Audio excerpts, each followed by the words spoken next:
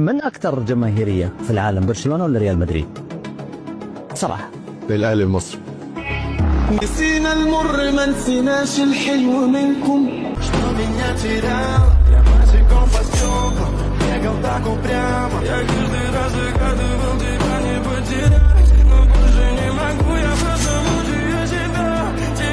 Фотография твоя, горят воспоминания о тебе. من هو السيد القارة الأفريقية؟ بلغة الأرقام طبعا النادي الأهلي.